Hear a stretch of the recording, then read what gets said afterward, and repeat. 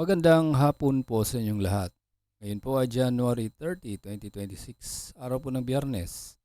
Ihanda na po ang mga tickets para sa 3D Lotto at 2D Lotto ngayong 2 p.m. draw. Kung bago ka pa lang sa aking channel, pwede kang mag-like, share, at subscribe para updated kayo sa mga PCSO lottery results araw-araw. Ito po ang resulta ng 2D Lotto ngayong 2 p.m. draw. 21 and 12 in exact order.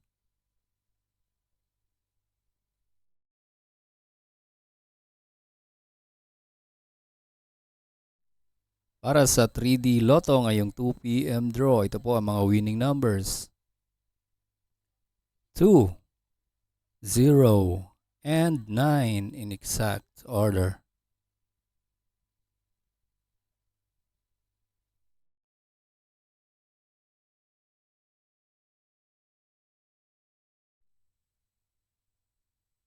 Congratulations po sa lahat ng nanalo.